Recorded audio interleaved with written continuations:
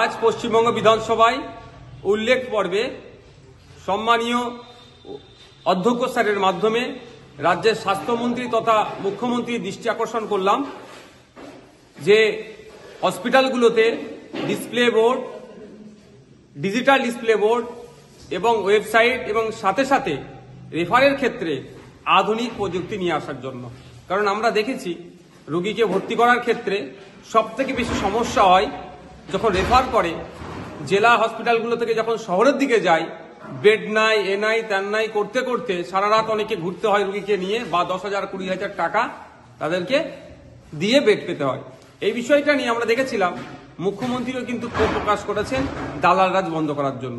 কিন্তু দালাল রাজ বন্ধ করতে গেলে প্রপার ওয়েতে যেতে হবে, তো সেজন্য আমরা আজকে প্রস্তাব রাখলাম বিধানসভায় স্বাস্থ্যমন্ত্রীর কাছে যে আমি এটাই চাইছি স্বাস্থ্যমন্ত্রীর কাছ থেকে যে আপনি একজন রোগীকে যখন রেফার করবে শহরের কোনো হসপিটালে, সরকারি হসপিটালে জেলা থেকে, সেই সময় ওখান থেকে সেই রোগীর কোন হসপিটালে কত নম্বর বেড হচ্ছে সেটাও যেন সেই যখন রোগীকে রেফার করে রেফারের কাগজের সাথেও আর একটা কাগজ দিয়ে দেওয়া হয়।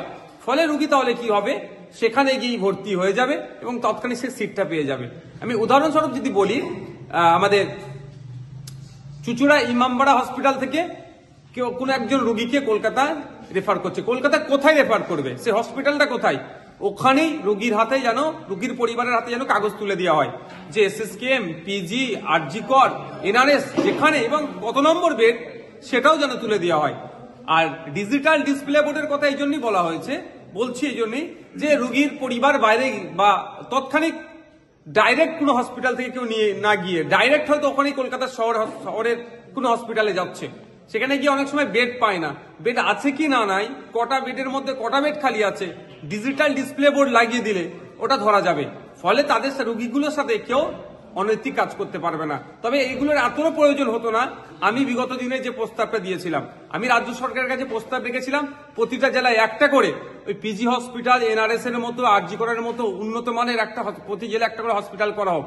কিন্তু দুর্ভাগ্যের বিষয় সে কথায় কর্ণপাত করেনি। তা আমাদের কোনো সময় বাংলার মানুষ সুযোগ দিলে আমরা শিক্ষা, স্বাস্থ্য, কর্মসংস্থানে আমূল পরিবর্তন করব।